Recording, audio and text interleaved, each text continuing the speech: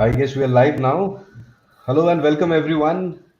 Good to see all of you and into this new year in 2023. Welcome to the 54th episode of the IT India Digital Conversations.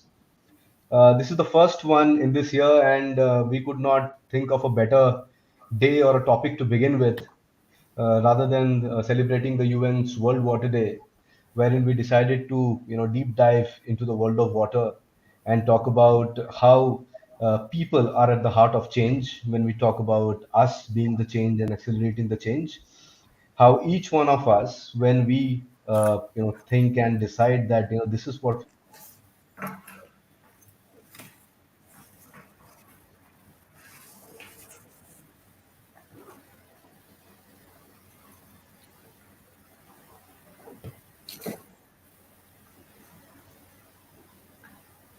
Someone you're muted.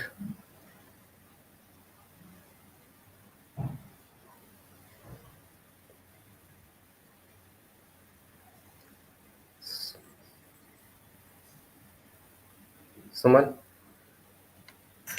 yes, I'm there. I'm sorry. I think there was some glitch में drop हो गया था. So coming back to the discussion, जैसे कि मैं बोल रहा था, it is about people being at the heart of change and how then we can use technology as an enabler to accelerate that change. So today, for the World Water Day, we just want to introduce a little facts around water and why this is celebrated and what are we going to discuss today. Also give you a little bit snapshot about the speakers and our special guests who have joined us today. So, I think all of us know and might know that 60% of our bodies are made with water. It's the power source for all lives in this planet. Hence, on World Water Day, we would like to discuss the intricacies involved in conserving and rehabilitating water sources in India. Now, this event over the next 90 minutes will unfold in two parts. The first part of the discussion will address the real story of water warriors who have created ripples by their work towards crafting a better world with the measures for sustainable water management, especially with increasing population and climate change disturbances. And towards the second half, we will explore technological and data driven initiatives with an understanding of the cultural challenges for successful water solutions that impact locally and globally. I'm Suman Bhaumik, your host for this series, and I lead the events and business for the IT in India. But before we begin the session, please allow me to tell you a little bit about the IT, or the Institution of Engineering and Technology, as we call it. We are a 150-year-old global organization inspiring, informing, and influencing the engineering community to engineer a better world. As a diverse home across engineering and technology, we share knowledge that helps make better sense of the world to solve the challenges that matter. At IIT India, we want to grow actionable knowledge, want to solve India centric engineering issues, and want to enhance people's lives using technology and thought leadership to drive innovation.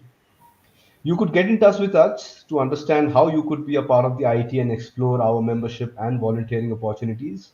And if you would like to also watch a glimpse of our past events, you could visit our YouTube page and you will find all the on demand episodes and events there. Now, today's topic is very special because it's been curated by the Water Working Group of the IET's Future Tech Panel, which is the neutral think tank which works on adoption of technology in various sectors in India. And this is focusing on leveraging India's future with technologies that can conserve water in India.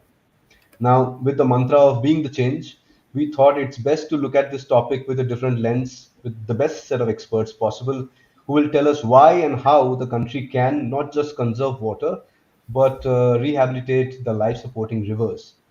So, without any further ado, let's welcome the august panel of speakers who have joined us for this conversation, beginning with our first guest and our special guest indeed, Dr. Rajendra Singh. Dr. Rajendra Singh, I don't think he needs much introduction. Whatever introduction I try to give for him will fall short. But he is known as the Jal Purush or the Waterman of India. He's won the Maksayai Award in 2001 and Stockholm Water Prize in 2015 and a whole lot of accolades along the way. The Guardian named him in the list of world's 50 people in 2008 who can save the planet Earth. He was also awarded the Ahimsa Award in 2018 from the House of Commons in the United Kingdom, Earth Repair Award in 2019 in the US Seattle place, and Prithvi Bhushan Award from New Delhi in 2019. He runs an NGO called Tarun Bharat Sangh, which was founded way back in 1975. He's one of the members of the National Ganga River Basin Authority, which was set up in 2009 by the Government of India as an empowered planning, financing, and monitoring and coordinating authority for Ganga. In exercise of the powers conferred under the Environment Protection Act of 1986, uh, more than 1,200 villages in the country are now water secure, thanks to this great person with us. Communities which were water deprived and poverty stricken now have water.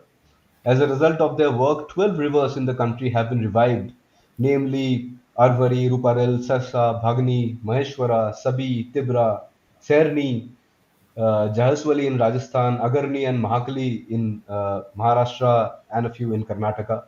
The effect of these works is that adaptation and mitigation of climate change has been achieved in more than 10,000 square meter area. तो doctor Rajendra Singh, thank you so much और बहुत बहुत स्वागत है आपका इस मंच पे, रादर इस वर्चुअल मंच पे। राजेंद्र जी इस वक्त यूएस में है, न्यूयॉर्क में टू बी प्रिसाइज, और यूएन के एक बहुत बड़े कॉन्फ्रेंस के लिए वहाँ पे गए। हम लोग आभारी है और बहुत बहुत ज़्यादा फॉर्चुनेट है कि उस कॉन्फ्रेंस के पहले उनको मौका मिल रहा है हमारे साथ कुछ शब्द बोलने के लिए और हम लोगों के साथ कुछ वक्त बिताने के लिए। तो डॉक्टर राजेंद्र जी, विदाउट एनी फर्दर अडू और वेट, मैं आपको बुलाना चाहूँगा इस मंच पे। एंड बहुत बहुत स्वागत है सर आपका। प्लीज़ अगर आप कुछ हमारे दर्शकों के लिए और बाकी स्पीकर्स के लिए अगर कुछ देर आप बताएं कि आपने क्या किया है और कैसे काम कर रहे हैं और क्या जान सकती है आने वाली पीढ़ी इस समस्या के बारे में आपसे। नए साल के यहाँ की दृष्टि से देखें तो प्रभात क्षणों में, अभी तो यहाँ दिन निकला नहीं है, इसलिए मेरे लिए तो यहाँ का दिन निकलने का ही समय है।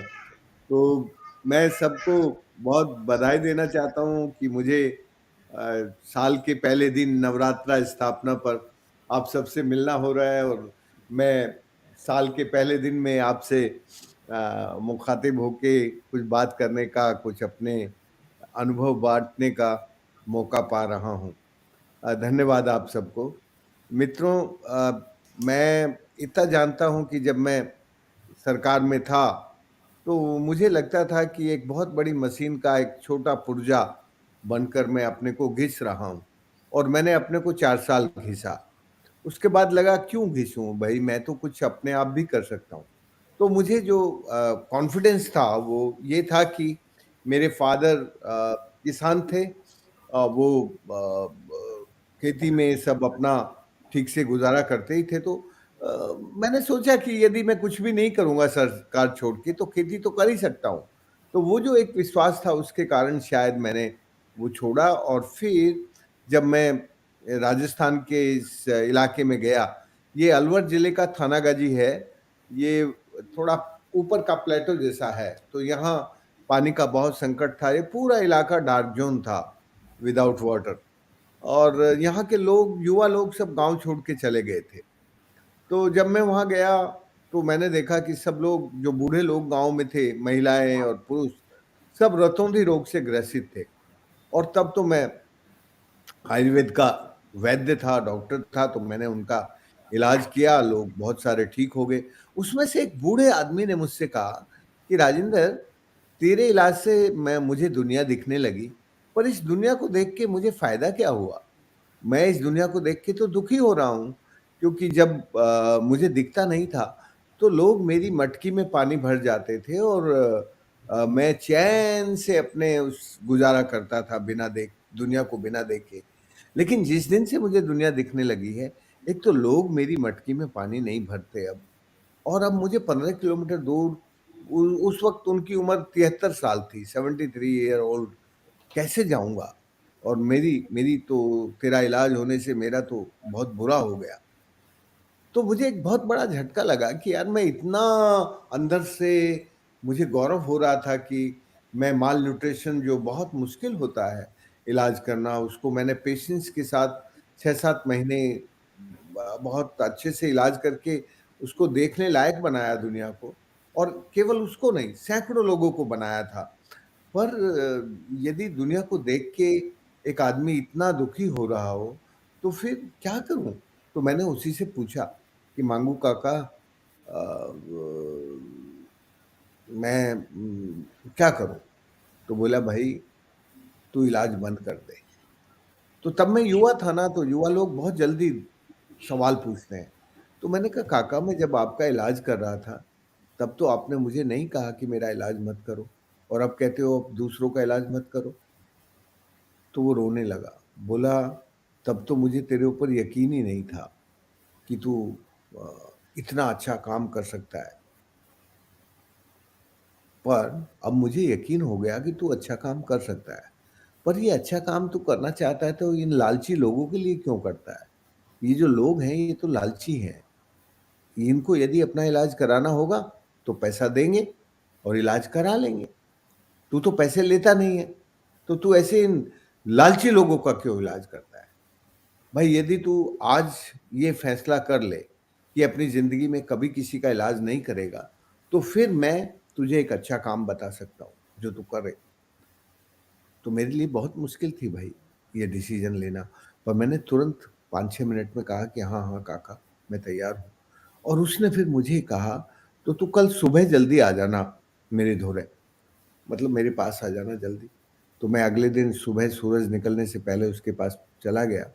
तो वो 5-6 बूढ़े आदमियों को लेके और एक बहुत बड़ा सा रस्सा और एक बहुत बड़ा सा चमड़े का चरस लेके और मुझे लेके चल दिया।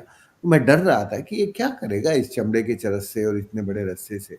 तो एक जो सूखा हुआ कुआं था गांव के पास, उस कुएं में उसने मुझे उतार दिया चमड़े के चरस में बैठा के, और मुझे कहा कि देख धरती काइया छे। तो मैं जब बाहर मुझे 5 मिनट में निकाल के कुएं से, तो मेरे से पूछा, तो मैंने उस कुएं में जो थे वो कन्फाइंड वर्टिकल फ्रैक्चर थे। उसको वहाँ की लोकल भाषा में कहते हैं सीधी सड़। सीधी सड़ का मतलब जहाँ फ्रैक्चर्स हैं, वर्टिकल फ्रैक्चर्स हैं, उसको वो लोकल सीधी सड़ कहते हैं। तो बोला देख अठे पेड़ कहीं अच्छे। तो वहां पर पेड़ थे जिन पे पत्तियां थी, लंबे पेड़ थे। तो बोला देख अठे धरती में पानी छे,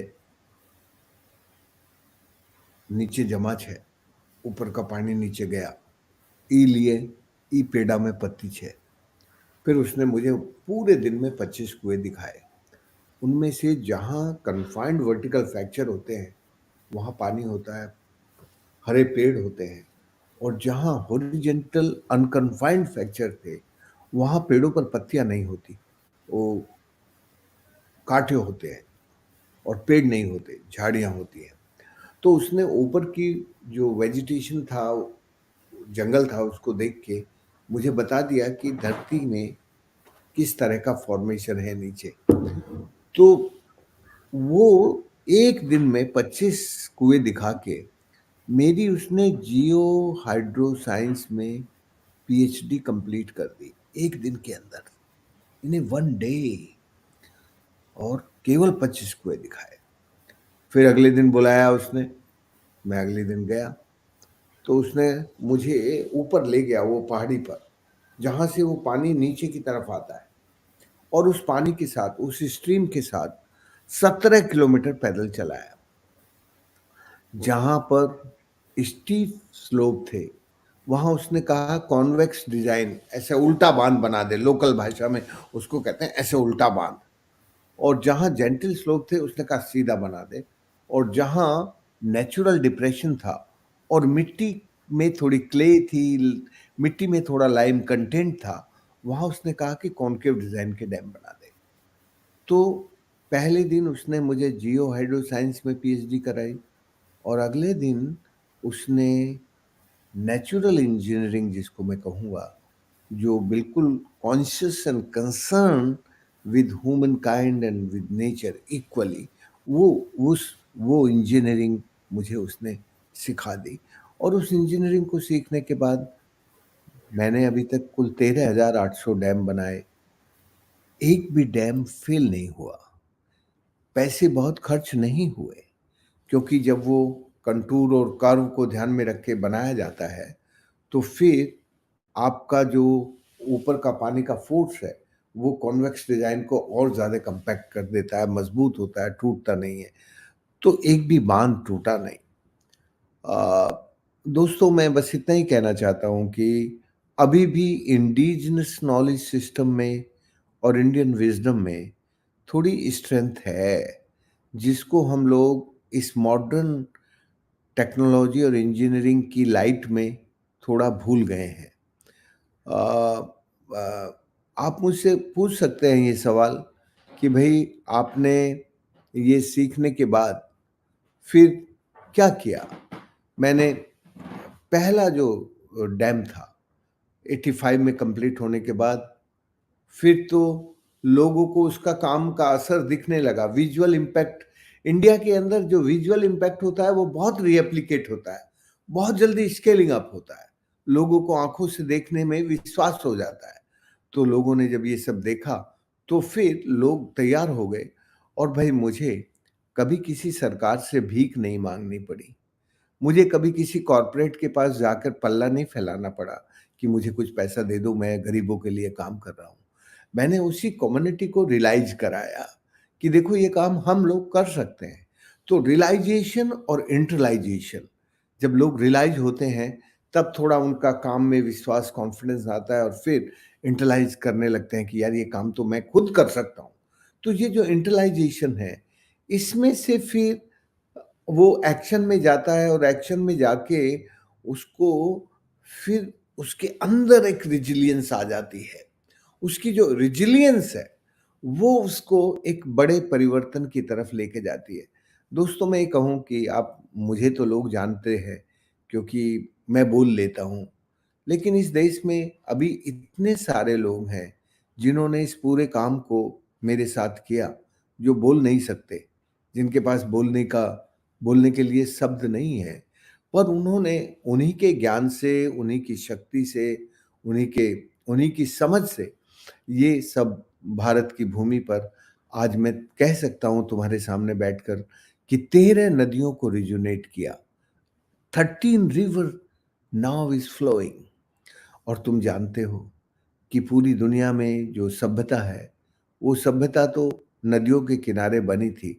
तो जब नदियां सूखती हैं तो सभ्यताएं भी सूखती और मरने लगती हैं।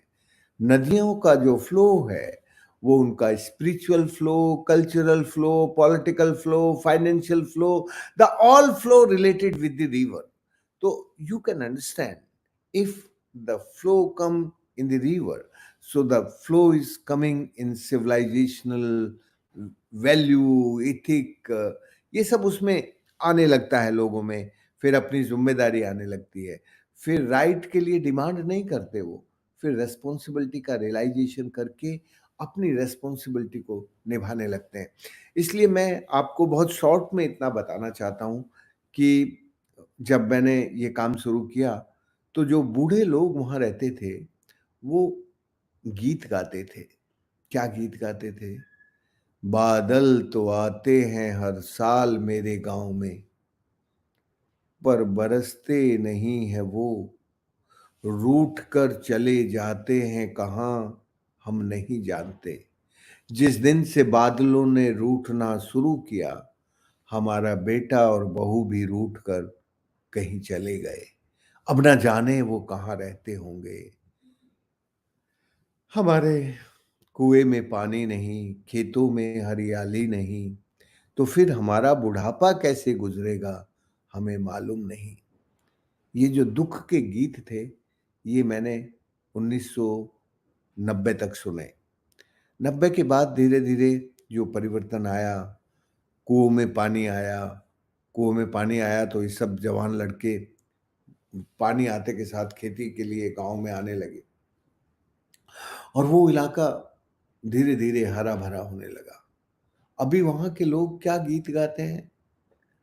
आई थिंक एक अच्छा इंजीनियर इस कॉन्ट्रैक्ट्स को समझ के, ये जो समुद्र में पत्थर फेंकने से तरंगे आती है ना, वो जो वेव्स आती हैं, उन वेव्स को रियलाइज किया जा सकता है कि कैसे एक समाज में अपनी वेव्स खुद उठने लगती हैं, खुद तरंगे बन जाती हैं और तरंगे बन के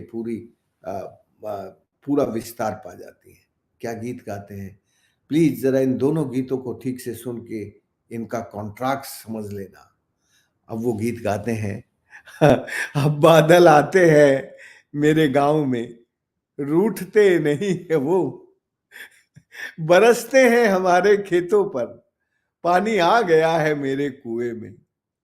जिस दिन से पानी आया मेरे कुएं में, मेरा बेटा और मेरे बेटे की बहू लौट आई है घर। अब रहते हैं वो मेरे साथ, करते हैं वो खेती, कुएं में है पानी और खेतों में है हरियाली। अब हमें मालूम है कि हमारा बुढ़ापा बेटे और बहू, पोते और पोती के साथ खुशियों से गुजरेगा। ये जो सीड ऑफ होप है, ये जो उनके अंदर एक एक खुशी की का अवसर जग गया है, ये असलियत में ताकत देता है। और वो जो ताकत है वो केवल उनको देता है ऐसा नहीं, उनसे ज्यादा वो ताकत मुझे देता है। मुझे उनकी ताकत से अभी भी ऐसा लगता है कि मैं अभी भी 25-30 साल का ही युवा हूं। तो वो जो एनर्जी है, वो वो उनकी उनकी जो वेव्स हैं, उनकी जो तरंगे हैं, वो तरंगित करती हैं मुझे हमेशा, जब अभी भी जब मैं उनके साथ होता हूँ। दोस्तों, मुझे अच्छा लग रहा है अपने आप को आज आपसे बात करते हुए। मैं फिर अब ऐसा लग रहा है कि जैसे मैं अपने देश में ही बैठा हूँ और अपने लोगों के बीच में हूँ। तो ये जो वेव्स हैं, ये जो तरंगे हैं, इन तरंगों को हम अपनी सोशल इंजीनियरिंग में ठीक से पढ़ने की कोशिश नहीं करते, ठीक से जानने की कोशिश नहीं करते। जब ये तरंगे, मैं भी नहीं जानता था भाई, मुझे भी इन तरंगों का मेरी जवानी के दिनों में एहसास नहीं था, लेकिन अब मुझे इन तरंगों का एहसास होने लगा है। और जब से इन तरंगों का एहसास होने लगा, तब से मुझे और ज़्यादा काम करने की शक्ति आ रही है। पहले मैं 7-8 घंटे सोता था, अभी मैं 3 घंटे सो के बिल्कुल वैसा ही अपने आप को ऊर्जावान पाता हूँ। तो ये जो ऊर्जा है, ये आपके जीवन की, आपके काम से आने लगती है। और आपका जो काम काम है, वो आपके अंदर सीड सोइंग करता है हैप्पीनेस के, आनंद के।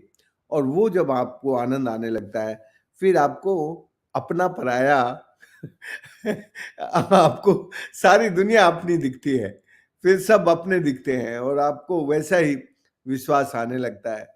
दोस्तों, मैं इतना ही कहूंगा कि जब हमारी पहली नदी जिंदा हुई, तो ये लड़के जब शहर से वापस आए, तो इन्होंने गन्ना बोना शुरू कर दिया। अच्छा, हमारे इलाके में इन लड़कों की शादी नहीं करता था कोई भी, अपनी लड़की हमारे इलाके के लड़कों को नहीं देना चाहता था, क्योंकि जब पानी नहीं था तो इतनी दूर कहाँ जाएगी वो पानी लेने। तो हमारे लड़के ज्यादातर कुंवारे रहते थे, उनका ब्याह नहीं होता था। तो जब ये पानी आया नदी में, तो सब अपनी लड़कियों का विवाह हमारे लड़कों के साथ करने लगे। तो नई नई बहुएं बहुत सारी आई थी, और ये जो लड़के लोग थे, ये शहर से लौट के आए थे, तो इनको ज्यादा कमाई का जरा ये था, बहुत बिना सोचे लाभ जिसको होते हैं ना, जिसको कहते हैं प्रॉफिट, लाभ की खेती करना। तो ये लाभ की खेती करने के लिए गन्ना बोने लगे। मैंने इनसे बहुत कहा कि देखो, ये इलाका गन्ने के लायक नहीं है, हमारे पास जो एक्यूफर्स हैं वो बहुत स्मॉल एक्यूफर्स हैं, और आपकी नदी ये दोबारा सूख जाएगी और फिर तुम दोबारा उजड़ जाओगे। और मुझे भी बहुत गुस्सा आता था, तब मैं थोड़ा जवान भी था, तो बड़ी कभी कभी तो मैं बहुत नाराज भी हो जाता था, लेकिन फिर मैं अपने को संभाल लेता था कि भाई क्यों नाराज होना। तो मैंने देखा कि ये लड़के मेरी बात नहीं सुन रहे थे। ये कहते थे अब पानी आ गया तो आप तो आपको तो चिंता नहीं है, हमें तो अब हमारा ब्याह हो गया, बहू आई है, उसको कुछ करना है। तो ये सब मुझे जरा ऐसे बोलते थे। तो मैंने इन नई बहुओं को सबको अपने आश्रम में बुलाया, तब हमारा आश्रम बन गया था तब तक। तो ये सब बहुएं आई, मैंने इनसे कहा कि देखो, गांव सभा ने ये तय किया है कि जो 1 बीघा गन्ने बोएगा, उसको 4 बीघे चने बोने पड़ेंगे। और चनों को चुगने के लिए चिड़िया बहुत आती हैं, बहुत चिड़िया आती हैं। और मैंने कहा फिर तुम्हें दिन भर वो चिड़िया उड़ानी पड़ेंगी, और ये आदमी तो गन्ना लेके गाड़ी में चला जाएगा, कहाँ जाएगा, और तुम अपना चिड़िया उड़ाते रहना, और ये पता नहीं क्या एक दिन में आएगा गन्ना बेच के। तो जैसे पहले घर अलग अलग थे, ये फिर टूट जाएंगे, फिर ये अलग अलग हो जाएंगे। तो तुम्हें एक फैसला करना चाहिए। मैंने इन बहुओं को बहुत विश्वास में लेके, कॉन्फिडेंस पे लेके इनसे कहा कि तुम इनको कह दो सबको कि यदि तने अब के गन्ना बोया तो मैं तेरे नहीं रहूंगी, तेरे साथ नहीं रहूंगी। और मैंने कहा ये तुम्हें कुछ, तुम्हारी बात जरूर मानेंगे, क्योंकि इनको पता है कि इनकी शादियां नहीं होती थी और अब तुम भाग्य से आई हो इनके यहाँ। तो ये तुम्हें, मैंने बहुत कॉन्फिडेंस के साथ जब उनको ये बात समझाई तो उनको समझ में आ गई। क्योंकि भारत की नारियां जो है ना, इस मामले में तो सच्ची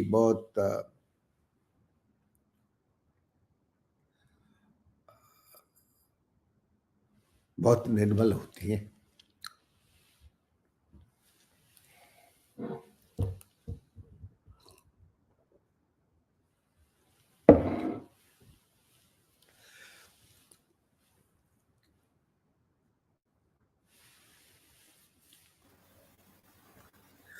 सबने संगठित हो गए, गन्ना बोना बंद किया।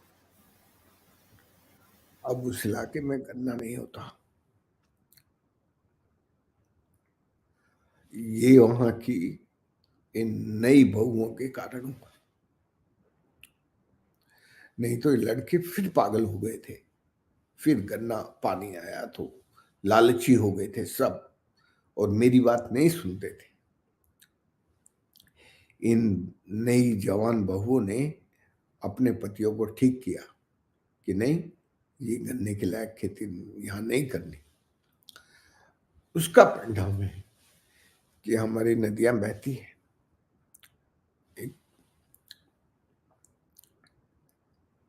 गन्ना बोते तो हमारी नदियां नहीं बहती, फिर सूख जाती दोबारा से। क्योंकि आखिर तो धरती का पेट है, वो जो धरती का पेट है वो तो बैंक जैसा है। उसमें तुम जब तक पैसा जमा करते हो तो पैसा मिलता है, जब पैसा जमा नहीं करोगे तो फिर कैसे होगा। तो गन्ने में तो बहुत पानी लगता है, और वो जो उसका ट्रांस एवोपरेशन है गन्ने की पत्तियों का, वो भी ट्रांस एवोपरेशन भी बहुत हाई है। और नीचे वहां हमारे यहाँ मिट्टी है नहीं, वो पूरी की पूरी स्टोनी सॉइल है, तो वो बिल्कुल गन्ने के लायक नहीं थी। लेकिन ये लड़के लोग तो माने नहीं, पर इन लड़कियों ने बहुत मदद की। और फिर आज तुम जाके देख सकते हो कि एक भी गन्ने का खेत वहां मिलेगा नहीं, इसलिए नदी बहती है। ये काम सरकारें नहीं कर सकती, कोई पॉलिटिशियन नहीं कर सकता। हर पॉलिटिशियन को अपने वोट का डर रहता है, और इंजीनियर को अपनी तनख्वाह का डर रहता है कि वो एमएलए उसका ट्रांसफर करा देगा, कुछ करा देगा। और एमएलए को इतनी अकल नहीं होती कि कहाँ ना साइट सिलेक्शन करना, कैसे डैम बनाना, कैसे करना, कुछ नहीं। उसको केवल अपना वोट दिखता है। इसलिए वो जो टेंशन था, वो जो स्ट्रेस था, उसको हम लोग हमारे इलाके में हम ठीक कर पाए। उसके कारण ये जो क्रॉप पैटर्न था, वहां के रेन जो पैटर्न में जो चेंज आ रहा था, उससे हम उसको लिंक कर पाए।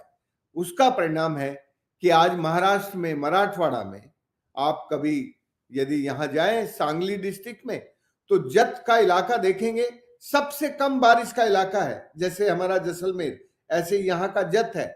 और वो कम पानी में भी अब हमारी अग्रणी नदी पूरे साल बहती है। आज तुम जाके देखो मार्च में, तो भी आप पानी देखेंगे पूरी नदी में, ऐसे ही महाकाली नदी में। तो ये जो काम है, एक तरफ इंजीनियरिंग का काम, उतना उसकी जो इंजीनियरिंग है वो तो नेचुरल आपको लेना पड़ेगा। इंजीनियरिंग और टेक्नोलॉजी को with consciousness and concern equally with human kind and nature, दोनों को जब आप कंसर्न होके काम करते हैं तो उसमें सनातनता आ जाती है, सस्टेनेबिलिटी आ जाती है। और मेरी जो सनातन की डेफिनेशन है वो कोई रिलीजियस डेफिनेशन नहीं है, वो साइंटिफिक डेफिनेशन है। सनातन का मतलब होता है जो कभी मरता नहीं है, सदैव नित्य नूतन निर्माण करना, सदैव नया सृजित करना। और ये जो सृजन की प्रक्रिया है, ये कभी कभी मरती नहीं है। तो ये एक सस्टेनेबल काम इस इलाके में हुआ, उसके कारण वहाँ आज आप देख सकते हैं कि climate change adaptation and mitigation के द्वारा अब अच्छी बारिश होती है। अब इस अच्छी बारिश को लाने के लिए लड़ना तो पड़ा, क्योंकि जब गोपालपुरा में ये काम अच्छा हुआ था, तो फिर ये जो हमारा गोवर्धनपुरा, पालपुर, मलाना, ये सब था, ये सब डोलामाइट, ग्रेनाइट, मार्बल की बहुत सारी माइंस थी, तो वो लोग भी वहां पानी का काम करने लगे। तो इनके कुओं में पानी नहीं आया, क्योंकि वो जो रिचार्ज हो रहा था वो सब गहरी माइंस में चला जाता था। तो फिर हमने सुप्रीम कोर्ट में इन सब माइंस के खिलाफ लड़ाई लड़ी, और दिल्ली में, हरियाणा में, राजस्थान में और गुजरात में 28,000 अरावली में जो ऊपर माइंस चलती थी उनको बंद कराया, और फिर एक कानून बनवाया, Aravalli protection act.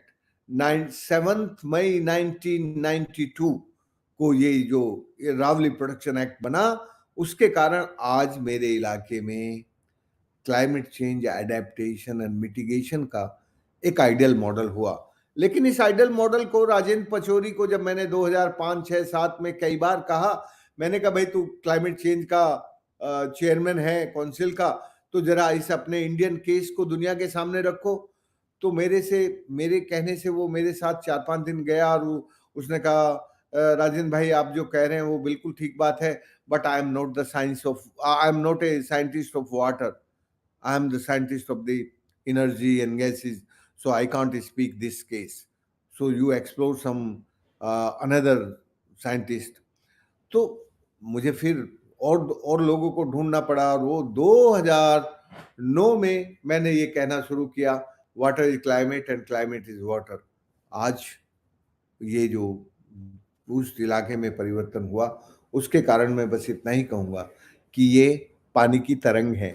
This is the waves of water, and we can create these waves with water. Thank you very much. Thank you.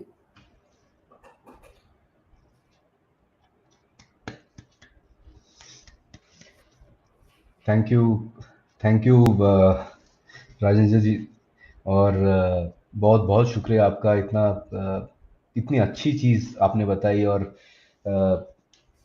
अलग अलग तरह की आपने बात की, जो हमारे रूट से, हमारे कल्चर में और हमारे स्वभाव में, और जैसे हम रहते हैं, और उन चीज़ों से कैसे हम परिवर्तन और चेंज ला सकते हैं इस दुनिया में, ये जानना बहुत ज़रूरी है। बिकॉज आजकल हर कोई टेक्नोलॉजी और नए नए तरह के इन्वेंशंस की बात करते हैं, बट ये भूल जाते हैं कि ये हर चीज़ के पीछे एक इंसान का हाथ है पहले।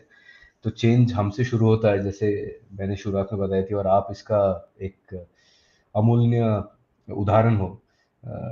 तो आपको बहुत बहुत शुक्रिया डॉक्टर राजेंद्र जी। और मैं यही, और हम सब यही होप करेंगे कि आप ऐसे ही अपना काम करते रहे, और कोई कुछ भी कहे सर, आप हमेशा 25-30 साल की रहेंगे, इस पर कोई डाउट नहीं है। और आप इसी तरह गीत गाते जाइए, और हमारे हमारे जो काम है, जो भारतवर्ष में हो रहा है, ये दुनिया भर में पता चले, और कैसे वो इन चीज़ों से सीख सके और इन चीज़ों का इस्तेमाल कर सके। इनसे हमें बहुत खुशी मिलती है। और सर आपको ऑल द बेस्ट। बहुत बहुत बहुत बहुत धन्यवाद हमारे साथ जुड़ने के लिए सर। Thank you. तुम मुझे इजाजत दोगे, मैं थोड़ा निकल जाऊं? जी सर, बिल्कुल बिल्कुल सर। Thank you. ठीक है, thank you.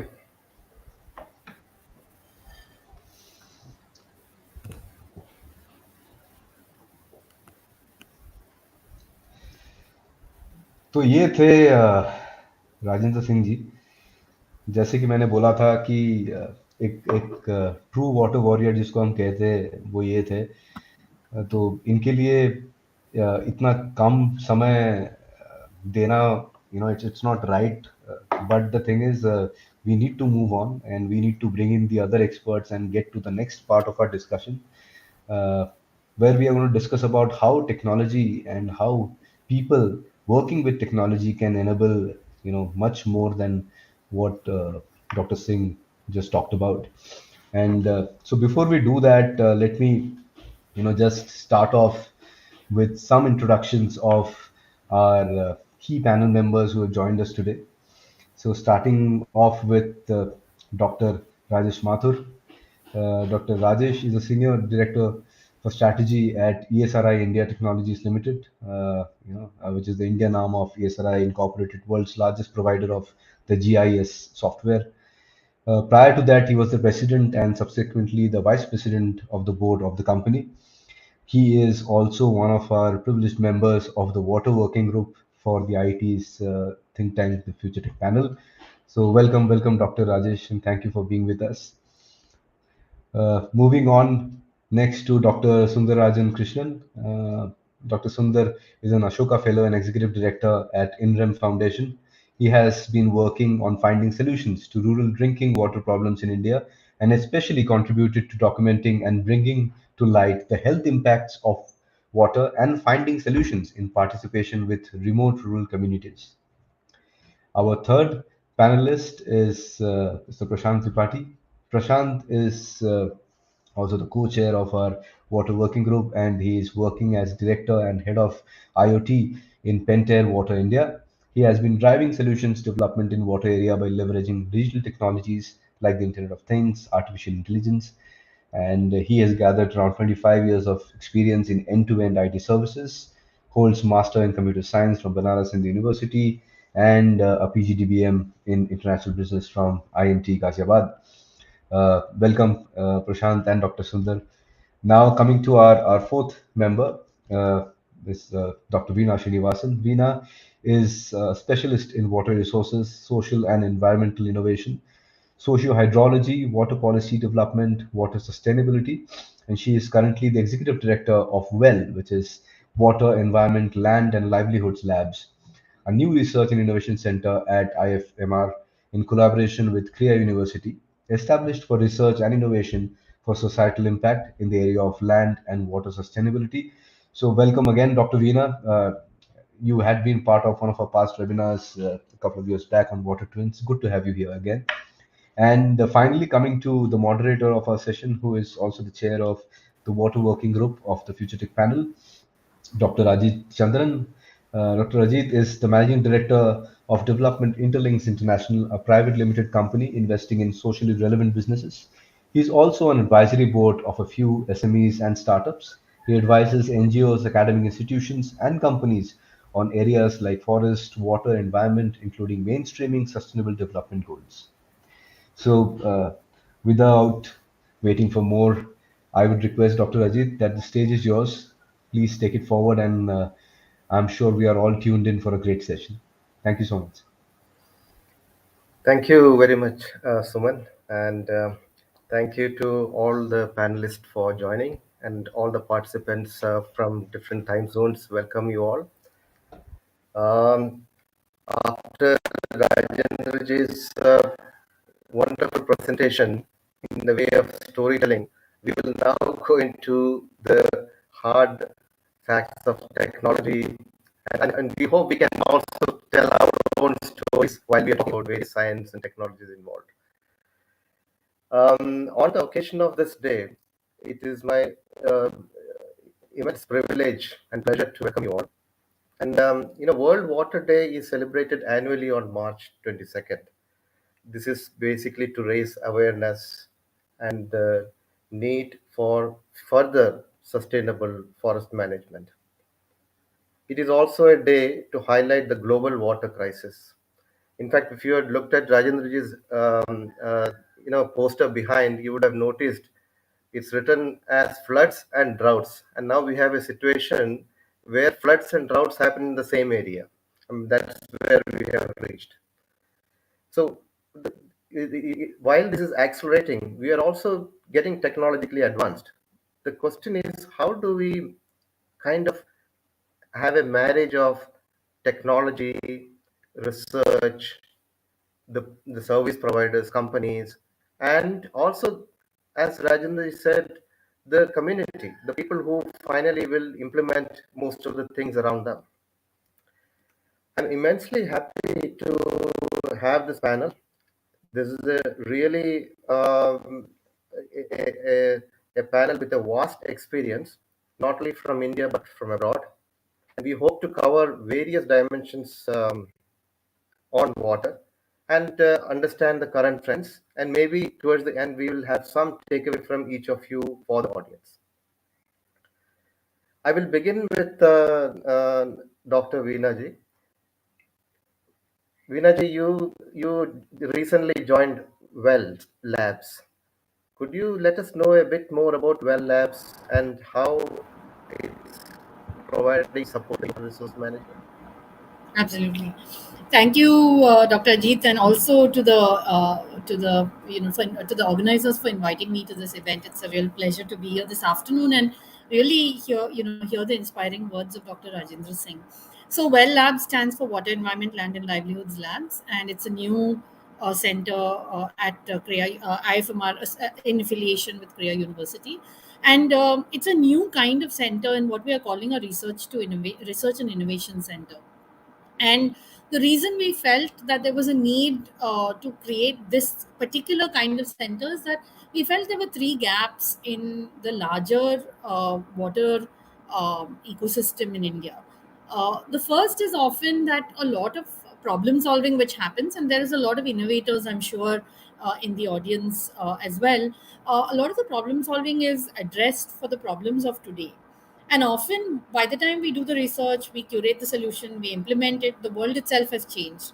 And those solutions that we kind of have invested in are no longer relevant. So, one of the things that we really wanted to focus on is look at this idea of future proofing solutions. Can we kind of take a view, a slightly longer term view of what the world will be like 10, 20 years from now, and what we need to kind of meet the aspirations of communities and the realities of climate change and land use change in that period, instead of trying to solve only for the here and now. The second gap that we felt was needed was there's a lot of really rich research happening in Indian universities, but a lot of it is focused on what we call problematizing or understanding the problem, and it doesn't actually feed into solution design or innovation. And on the other hand, you have a lot of grassroots communities and innovators, startups which are working on solutions, but they're not informed by research. So we felt there was a real gap in this bidirectional exchange. We need research to feed innovation, and innovation to be generating new questions which researchers need to be framing. Sorry. And third, I think we felt that there was a real problem with scale. A lot of the work that is done is often done at works really well at small scales. It works in one village, or it works at one apartment complex, or so on. But if we really want to kind of change things at a larger scale, we really need to shift systems altogether. And Dr. Rajendra Singh's story was really inspiring. And if people kind of noticed, it really took leadership of somebody like him to kind of get the community to actually change the amount of water they use and so on. And so, if you really want to embed these solutions in larger scale systemic change, then we kind of need to work with government, we need to work with CSOs, we need to work, and we felt that there really needs to be an organization which is acting as an ecosystem builder that develops shared understanding, shared vision, shared metrics, and the coordination to achieve it. So these are kind of the three things that Well Labs hopes to do, and hopefully, work with all of the people present on this panel as well.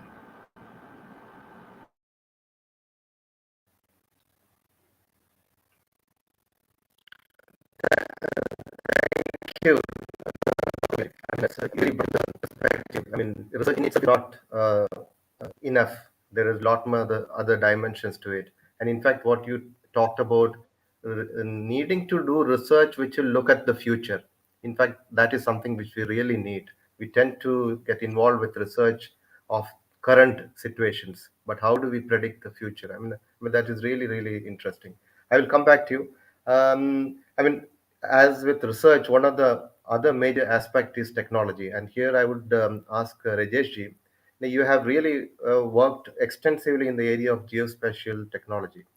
And GIS is an important and integral part of most water resource conservation and management. For the benefit of participants who may not be really familiar with this technology, can you briefly share current GIS technology trends and how it leverages the emerging technologies like artificial intelligence, machine learning, Internet of Things, big data, analytics, augmented reality, virtual reality. Well, there's a whole lot of these words. Uh, can you briefly bring all of us up to speed? Mhm.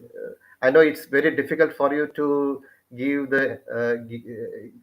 to make it small, but still, for all of us who are not maybe practitioners like you are, to give us an understanding of what are these different technologies. Rajesh. Sure. Thanks, Dr. Ajit.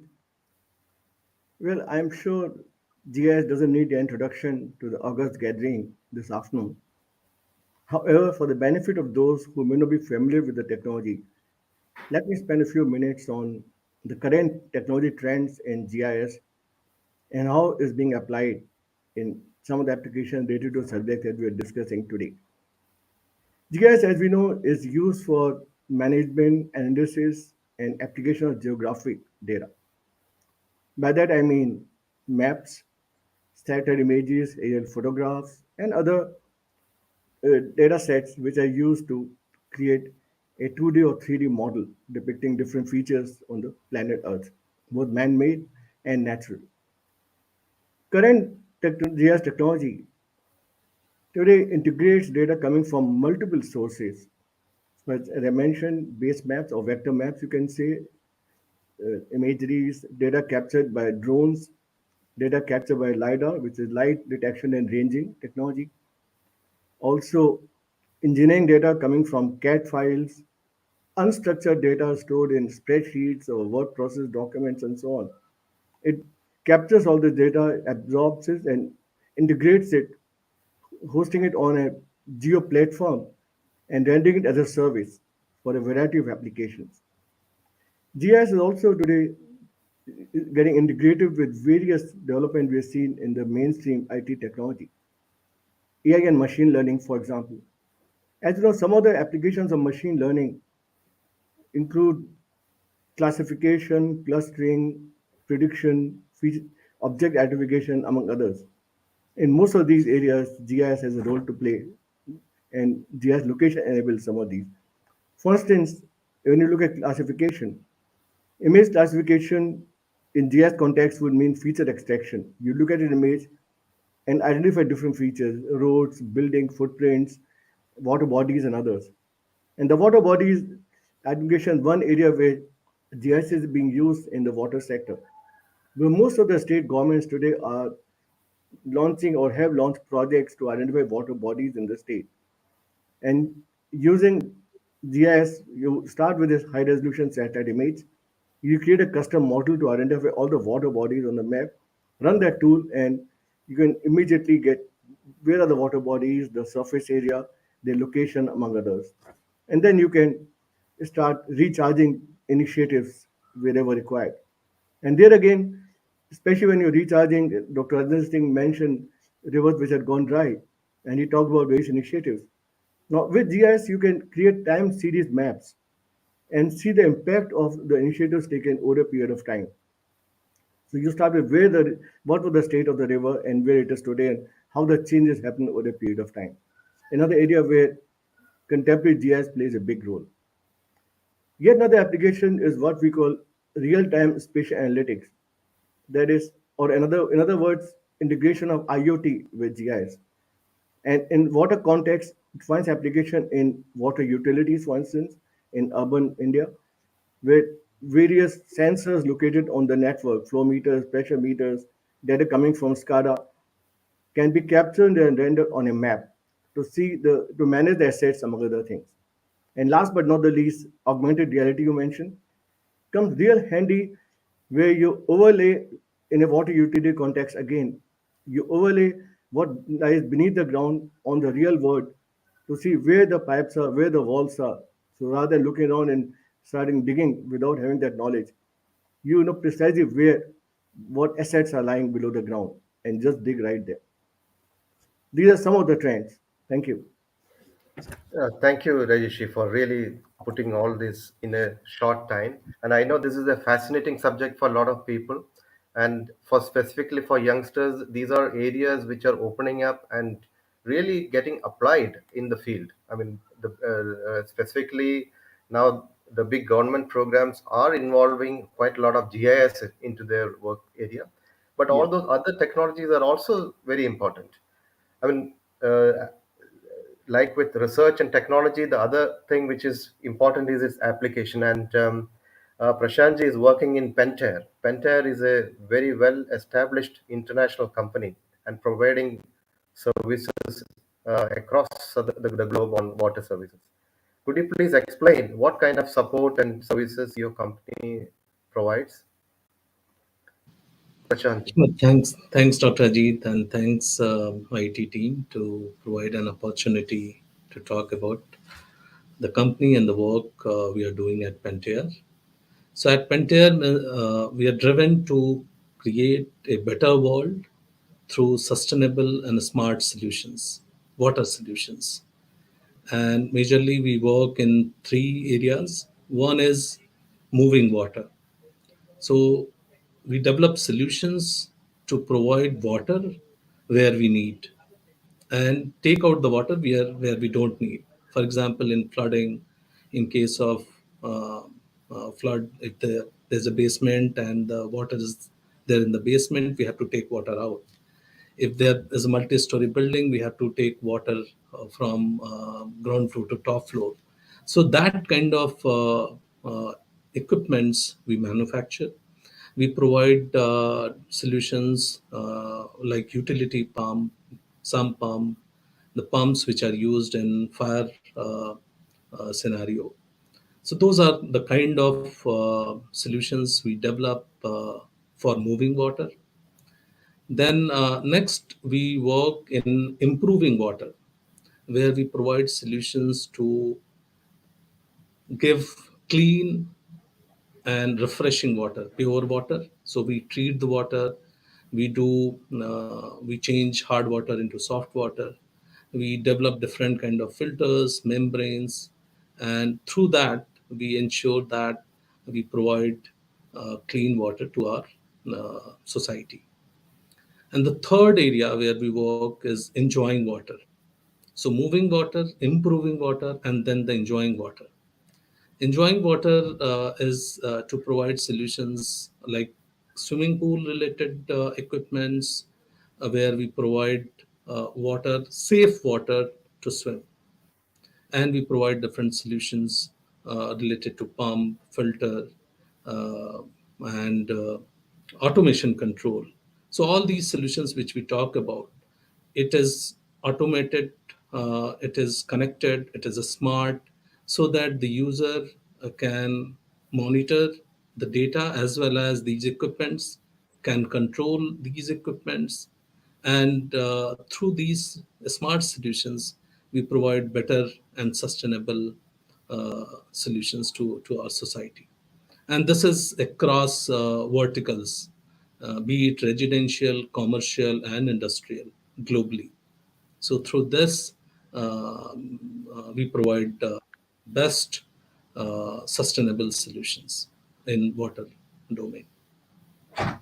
Thank you, Dr. Rajiv. Thank you. Thank you, Prashantji. I mean, that sums up the vast importance of companies which are working in making sure that various sectors are addressed using technologies which are available. Now, along with all this, the other thing is, which Rajendra ji said, is about involving communities in government programs. It's probably the key when it comes to rural areas and even in urban areas when we talk about smart cities and all, involving the communities to be part of the management. Dr. Sundar, you're Executive Director of INREM Foundation and works with communities and government. Could you briefly let us know how the organization is working in the area of water resource management? Thanks, Ajith, for this session, and glad to be here and listen to all of you here, and also Dr. Rajendra Singh before. I think very enlightening or and also inspiring. Each time you hear him. So our journey in INREM on water and health, it started around 15 years back, when we were doing an exploratory research in different locations across India, villages across India, looking at the impact of water, looking at how water scarcity and water issues are affecting people. One thing really came out very stark to us that in some places, in some remote areas, very specifically, we were struck by one of the villages in the eastern part of Madhya Pradesh, western part of Madhya Pradesh called Jhabua, where we saw that this entire impact of now what we understand also as the impact of climatic variations, but also extreme scarcity and water contamination. All of these come together, and you see that it impacts the health of people in an extraordinary manner. So what really affected us was, we saw that the children, children age of 7 years, 8 years, they were starting to develop deformities, from water contamination, and it was deeply disturbing for us. So for me and a couple of people who were actually doing this research, it was the initial objective was research, on our side. It was very disturbing for us to even face it and to see that this is the extent to which water can take us. Water which is clear, visible, pure, and makes us healthy, can also take us to this direction where it can become so toxic, even if it just looks fine to us, tastes fine to us, and feels okay to us. So that is where we started, and we realized that working on these extreme health problems, we at back then we felt it's the problem of just one village, but then we realized that these hotspots of water contamination are in varying forms across our country. It need not necessarily be, affecting people in the same form, because water contaminants of this sort, fluoride, arsenic, nitrates, now uranium and others, they affect us in a very slow manner. They act on human beings as a slow poison, in long term manner. And we started working on minimizing the health impacts of remote rural communities from the by the virtue of the fact that they just happen to live in these hotspot areas, of fluoride, arsenic, and other locations of the country. So that's where we started our work. Spans from community-based programs where people get involved in demystifying the entire science of water quality, understanding it themselves, finding solutions locally that are sustainable for clean water, for better health, for bringing up the next generation of children that can walk and run in a much better way. So these are programs that INRIM runs across the country, and gradually we have scaled up our learning that we are getting from a few places in the ground by trying to partner and share and learn together with many other institutions, Jal Jeevan Mission now, many NGOs. And we run a program called the Water Quality Champions, which is a program where we help to inspire a new generation of change makers on water quality issues for clean water and health across the country, and gradually expanding to different places. So that's what we do in INREM, and we hope to learn. I hope to learn a lot in this session. Yeah. Already, something that I've noted down is enjoying water, Prashant, and I feel water. Once I was just sitting across a. End of like 4 or 5 months, and there was a water body.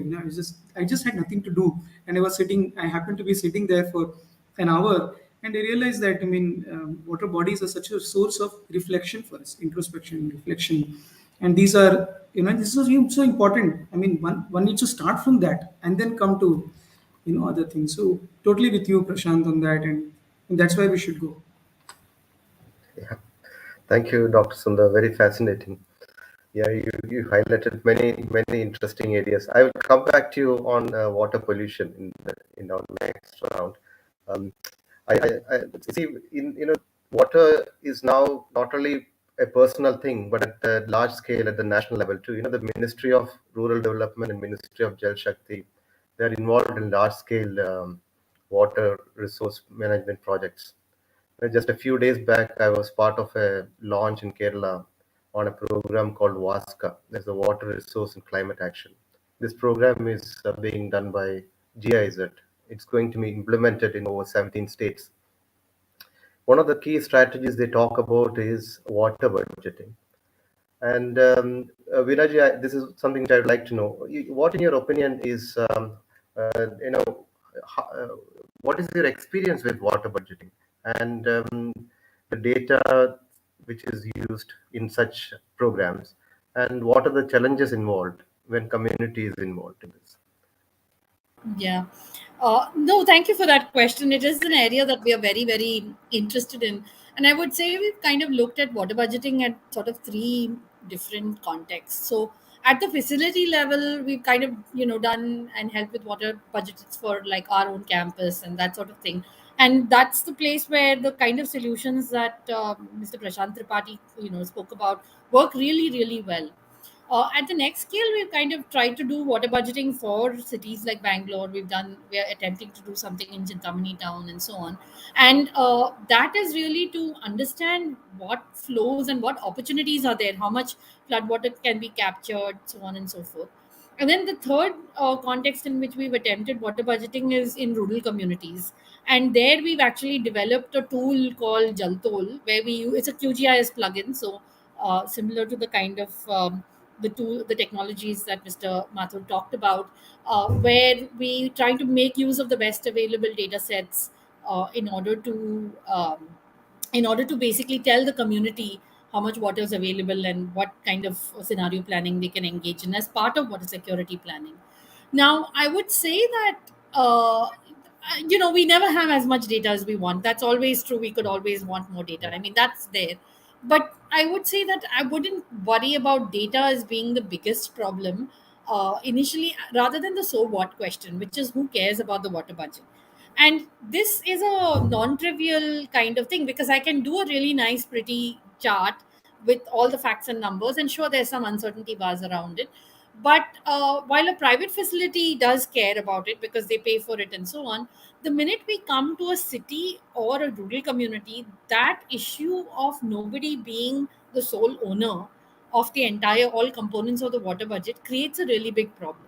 So, in most cities in India, for example, you have a water utility which is concerned with the piped water component and the wastewater component. It's the water supply and sewerage board. But groundwater and stormwater, which are the other two components of the urban water budget, usually fall with the municipality. uh, so, for example, if it's Bangalore, then it's Bangalore Water Supply and Sewerage Board, and if it's Bangalore Municipal Corporation.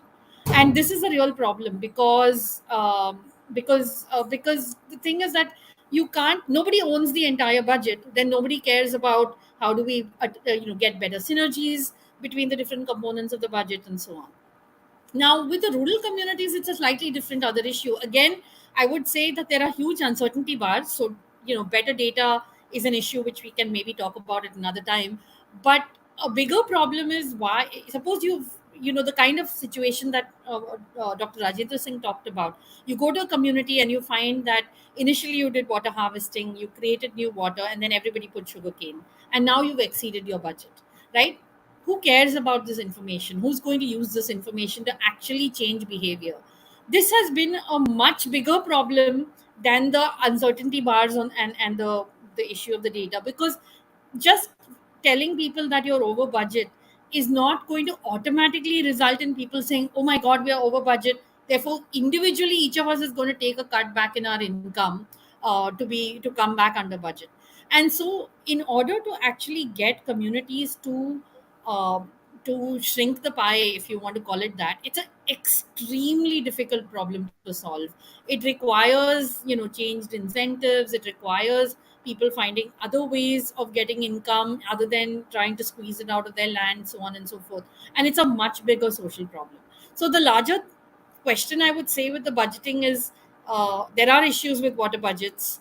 Technology can help, but the much bigger problem is who's going to use the that information to actually drive change. So I'll leave it at that. Thank you. That's very well put, Dr. Veena.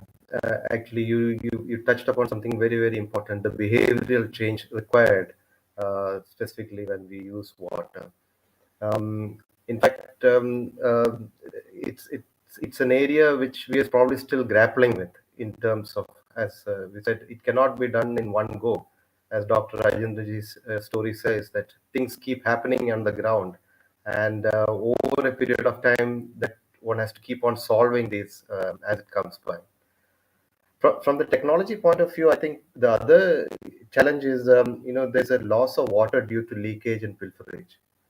Like mega projects have been launched across this country, and despite all our efforts, both rural and urban areas suffer, and leakage and pilferage is one major issue. Rajesh, do you think GS can help achieve the goals for you know managing this kind of issue? How can we reduce such kind of loss? If yes, what are the ways to go about?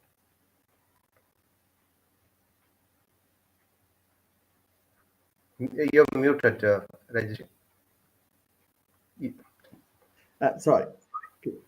The two most frequently used terms in the last 3 years have been, am I audible?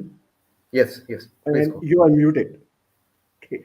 So, coming back to your question, one of the biggest challenges we face in urban India, not just in India, the urban parts of the world, is the whole issue of water availability. One of the measurements of that is what's called non-revenue water, or NRW. It's it's measured as a percentage that of the total water dispatched from the source, how much is actually invoiced to the consumer, and how much is lost in leakage and pilferage. I think the global average is around, if I'm not mistaken, about 38%. In India, it varies from city to city. In some cities, it could be as high as 50% plus. And there are some political solutions which I won't go into, because there are colonies where there are no meters. There's nothing technology can do about. Okay. However, if we can reduce leakage and pilferage, that much more water can be made available to the citizens. And that's where technology plays a big role. GIS, SCADA, and SCADA. How you do it is, your underground network, you put sensors at different locations, pressure meters, flow meters, and all. So they monitor the water pressure at specific locations. And if you find that, and you monitor it in your control room, maybe on a large map of this area, command area, or the coverage area of the utility, network overlaid on the localities, the roads, and whatever else is there in the database. So if the water pressure falls in a certain station, you do upstream tracing and figure out where could a possible leakage be occurring. And once you put it on a GIS map, you know the location, and you send your dispatch crew to go and attend to it. And there have been several case studies, both in India and elsewhere in the world, where this technology adoption has significantly reduced non-revenue water. It improves the health of the water utilities because they're that much extra invoicing they do. And at least the water which is pilfered is still consumed. But water which is just leaked out, so it's flowed into the stormwater drains, and it's not of any use. So definitely it makes more water available. So a good initiative and deployment of technology to conserve water. Thank you. Absolutely, yeah. I think that's puts the highlights the problem we are having. I mean, Yeah, but if measuring I may, water. yeah, if I may just continue Please. beyond urban India. Okay, again we are talking about water conservation. See, in India, as per an estimate, we receive 8,000 cubic million cubic meters of water annually, of which only 8% is collected. The rest is lost on account of runoff or evaporation, among others. And if we can build a system to better manage this water, we can probably increase the number 8 to something more reasonable, more acceptable. And here again, GIS plays a big role.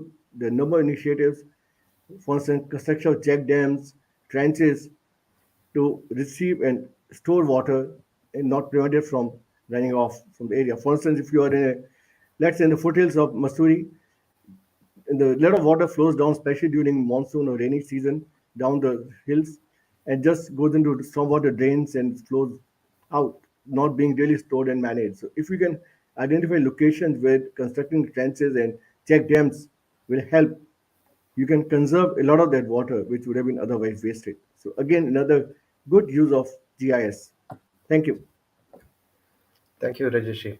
And as we have seeing, measuring water is really become important, and using sensors and others are coming up. In fact, Prashant, you are an expert on this. Uh, can you let us know how IoT helps in addressing water-related challenges? What kind of advanced sensors are available for solving such problems? Sure, sure. Thanks, Dr. Ji. And Rajesh ji has mentioned multiple technology sets we can use to address.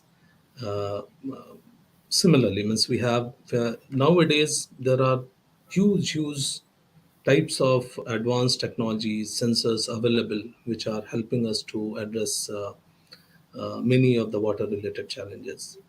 Like for example, in IoT we have different types of sensors. We have flow sensors which can monitor the water consumptions, how much water we are consume, how much water we are supplying. Through pressure sensor, like we just talked about, we can identify the leakage, water leakage. We can identify the pressure at different points, and which will help us to transport water at different nodes. So we just talked about that the kind of water leakage we are having. As we know, we are having around 70% of our country's water contaminated, and when we treat and supply, more than 30% water is leaked due to leakage issues. So it's a great opportunity to use technologies to identify and then take appropriate actions. Like we talked about water distribution, water management, we can do through sensors. So sensors will help us to capture the data. Then using different connectivity technologies, like we have these days, we have cellular technology. Now 5G has come. We have Wi-Fi, we have LoRa, Sigfox, different technology. And using these, we can send data to anywhere in the globe. We are here and we can monitor our water consumptions, water level somewhere in South India, somewhere in across the globe. We are sitting here, we can monitor in Africa how the water quality is, what is the flow, what are different other parameters are there. So the important is how we can utilize these technologies and apply these technologies to get various solutions in solving water related challenges. And Thank the other important is, along with IoT, the AI, artificial intelligence, which we are using in lots of solutions. So through IoT, we are capturing the data, and through AI and machine learning, we are analyzing this data and then giving best insights to our users, to our consumers, and that way it helps. Yeah, very fascinating. Thank you for sharing this information about how sensors can look at the various quality and quantity aspect of water. And as you rightly mentioned, contamination of water is definitely a big challenge. And Dr. Sundar also mentioned about water pollution. I mentioned that I'd come back to you on that. What exactly has been your experience working with government and community on this water pollution aspect? You did mention a bit. Maybe you can expand on that, and also how important are data and technology when in your field work? Yes, Ajit.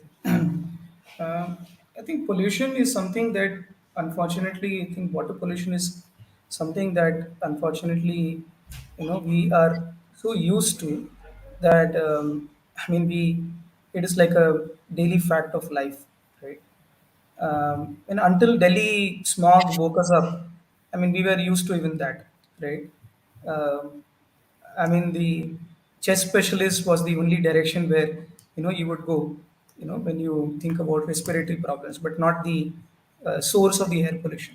So that's where we are on, I would say, water pollution now, where last week, I think a week back, I was in Indore, and I have such a high respect for a city like Indore. I mean, I think we all should learn from Indore city. Once you step into the city, you know the difference, between Indore and any other city in India. I mean, the amount of effort, that a city has taken, to have clean water, hygiene, waste management, and everything, you can talk about. So just something that I observed while in Indore. I was just going along the road, and suddenly, on my left side, I saw somewhere very strangely a vertical farm kind of a thing, series of plants which was planted out of nowhere. I was just curious, why did this come up? Then when I was trying to find out what is there behind, I saw that there is a polluted drain behind it. So basically, this was to kind of something on the front. Even for a city like Indore, I mean, I have extraordinary respect, for Indore. I think we all should aim to be Indore. Now, unless, if we keep making it invisible, right? If we keep putting it out, beyond our eyesight, it's not the problem is not going to disappear. So the solution starts by trying to make the invisible visible. How do you make water quality more visible? And I'll talk about two examples at two different ends, and also where technology in a very broad sense has come in. So I'll look at technology in a very broad sense. Dr. I mean, Sundar, we are running out of time, so we have to be sure, a little short in your answer. sure, Ajit, I'll try. So two examples I'll talk about is that one where people who are consumers of water, where we don't know, what is the water that we drink and what is the quality of water. Around 15 years back, there was an NGO in India, Development Alternatives, which came up with a very simple kit, a testing kit to make water testing simple. Now in India, we have like scores of manufacturers. There are companies which have made sensors out of making this kit more visible digitally. And that has, I think, sparked a revolution in terms of making water quality more visible, even in the Jal Jeevan Mission space or in the larger space. We find now rural communities also being able to test water, communicate, and start a conversation around it. I think a very similar kind of a revolution needs to come at the product user end space. For example, if you take the fashion industry, I think there is a huge impact that the fashion industry can make on clean water. Fashion industry can realize that the huge water pollution footprint that the clothing industry, dyeing industry has on water. But now with climate change and microplastics in the ocean, around 40% of microplastics in the ocean come because of our synthetic cloth material. So the clothing, the fashion industry can have such a big impact on our oceans, on the water quality in the oceans. So these two different examples. One is the user interface to make water testing demystified. Second is the product end space where technology can come in to make us more aware about the water. Okay. Thank you so much, Dr. Sundar. Actually, I just noticed that we are running out of time, and we will definitely go for a couple of questions at least. But before I finish, I mean, I would ask each of you to give a short view on some kind of a takeaway for the audience from your experience. This is World Water Day. We are all part of it, part of the challenge and part of the solution. So please, in half a minute or so, just give your a short takeaway for the audience. I'll start with Dr. Sundar, please. Yeah, thanks, Ajit. I'll just continue where I left. I think making the Half a invisible. minute, if you don't Um, mind. yeah, sure. Making the invisible visible in terms of quality of water, I think will be a big step, and especially the product consumers. How do you make product consumers in different settings? For example, sustainable fashion and so many other industries. Technology industry needs to be so aware about their water footprint. That's where I think we'll make a big dent into water conservation and saving water. Thank you. Yeah. Prashantji? Yeah, thanks. Like Dr. Sundar said, water is need to be conserved. We have roughly 18% of the population, but only 4% of the fresh water we have in India. So it's highly important to save water and to clean. Like we just got to know that microplastic is there and is coming. It is very harmful for us, and it causes disease like cancer. So very important to have clean and save water. And the third point I would say is can we look for some innovative ideas like water credit? We mentioned a couple of months ago in our IET water seminars. Can we promote that kind of idea and make people more aware? That will be helpful. So, similar to carbon credit, can we try to get water credit? Yeah, thank Thanks. you. Yeah, water credit is something which we have been working on. And audience, anybody interested on this, please get in touch with us. These are areas we are working on, and it would be fascinating to connect with people who have similar thoughts. Rajesh, your views? See, in the last 1 hour, we had discussed, among other things, role of technology and dealing with some of the challenges the world faces with respect to water, conservation management, urban, rural, agriculture, industry, various applications. I think technology, including GIS, has a lot of good solutions to offer. However, the headroom for growth and adoption is still significant in our country. I would urge the practitioners in this domain to embrace technology and make use of it. I guarantee you they'll see excellent results. And members of this panel and others are ready to help them in adopting technology. Thank you. Thank you. Dr. Veena, your views, please.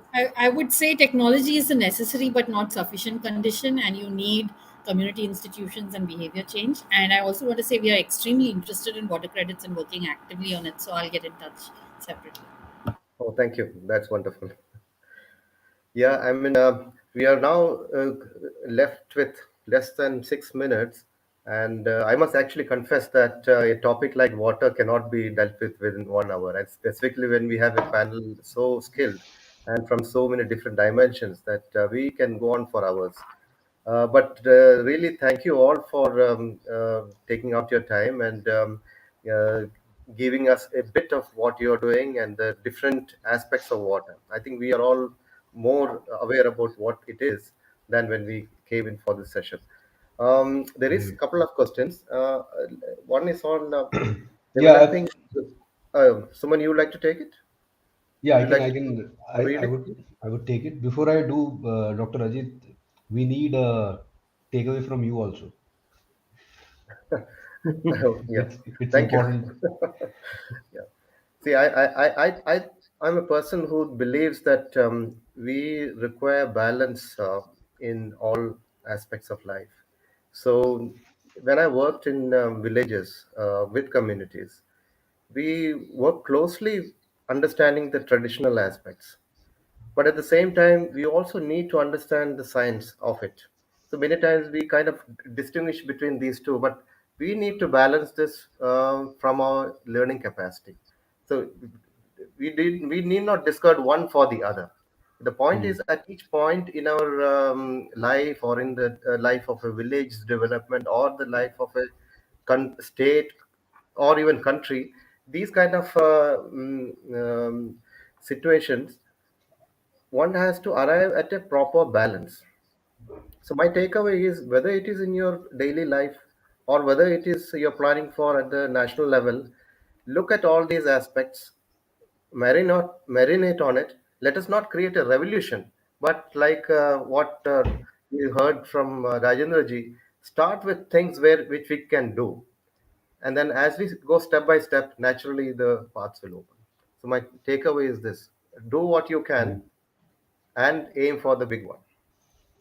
Thank That's you so much great. for That's that. great. No, thank you, Dr. Ajit. I think uh, everyone should do whatever they can, starting right from their house and their homes. I have a 8-year-old son and a 2-year-old daughter. They are big time water conservationists. Anytime they see the tap open or water dripping from the taps, they'll ask me or somebody to just close it, even while you brush or while you wash your hands and stuff like that. I think these are basic things which we need to inculcate in the youth and our children, that save water, and it begins at home. Whatever changes you want to do. So, going to the questions, there's one question which has come from Mr. Rajan Chadda. He is asking that water is fundamental for human survival and used in generating energy, manufacturing, and so on. Countries had trade wars on water. So his questions are how to value priceless water, which is one, And the second one is what water risk parameters or profile a business should consider. I guess you could see the question on this on the screen. I've just put it. So who would want to take this up? Dr. Veena, would you like to have a go at it? Sure. I think I'll start with the second question, which is on what are risk parameters that a business should consider, because there are really nice frameworks that have been put out by the CEO Water Mandate and the Water Resilience Coalition on what is called context-based water targets. There's a number of tools also, including the Aqueduct tool of World Resources Institute, which kind of give this idea of how do you look at risk in the basin, because it's like, your risk to your business is not just the water right in your well, but really what's the aquifers and watershed as a whole doing. So I would say just look up this idea of context-based water targets, because it says how to rank the biggest risks for the watershed in which your business is located, and then you can address how to actually tackle them. Right.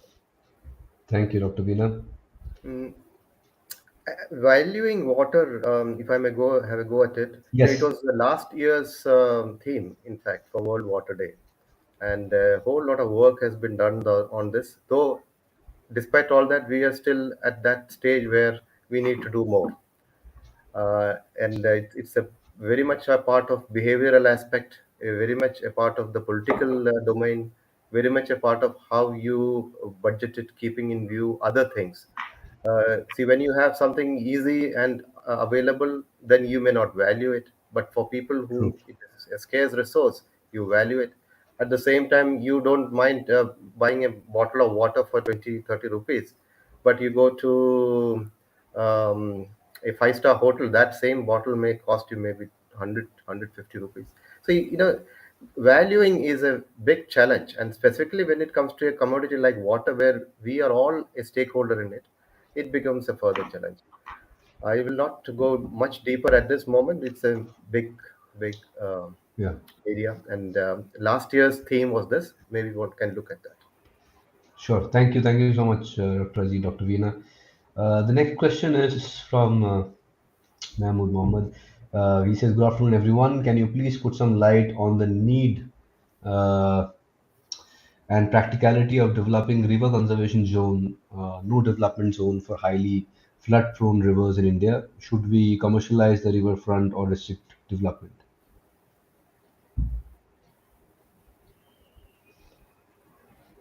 This is from Mehboob Mandal.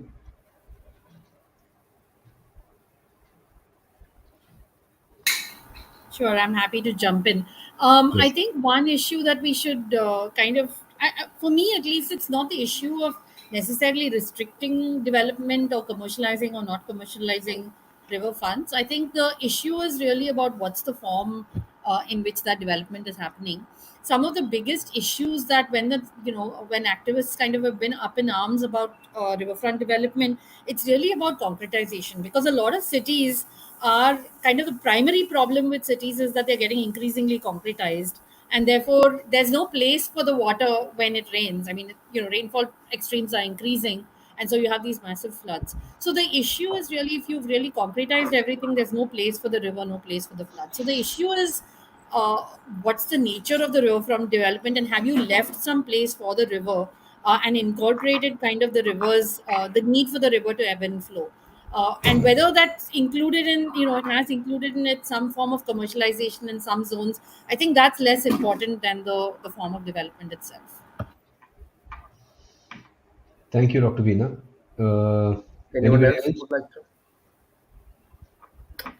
I can give my 2 cents on it. See, the issue comes up because we are an aspirational country, and we have a lot of aspirations to be the next Europe and US and other things. So, but at the same time, we are having larger challenges.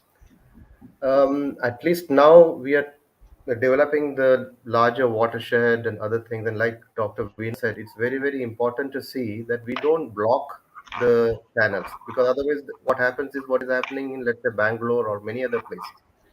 In as I said earlier, in a number of places, situation is that you have floods and then you have drought. Now, with that kind of a challenge, what conserving river is very, very important. River front is something which we should aspire for, but again, you need to have a balance. Don't spend a large amount of resources on that.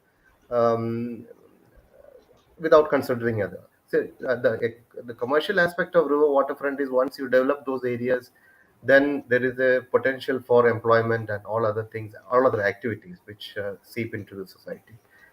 Um, we need to look at all this again, balance, and take it step by step. That's my thought. Thank you. I think there are no more questions. If anybody has any further questions, you could send it to us, and then we could send it to these set of experts, and also, get it sent across to you. In the meantime, if any of you would want to get in touch with the water working group and want to know more about what they're doing, especially around the water credits and everything else, I have put the link on the chat. You could go there and you could write to us. We'll be more than happy to connect you with these set of people. I think with that we have come to the end of yet another staggering discussion on a very crucial and an important topic as water. And I agree with you, Dr. Ajit. I don't think a session is enough, or a day even is enough, when you talk about water conservation and what all can be done to save water, especially in a country of more than 1.2 billion people like us in India. But we would like to continue the discussions, and through the kind of work especially that you guys do in the water working group, and try and bring out much more reports or recommendations, and these kind of monthly engagements or events which can talk about some of these efforts which have been put together. We've got people like Dr. Veena and others who are, I'm sure, will be more than happy to join us in this cause, and contribute to whatever is possible.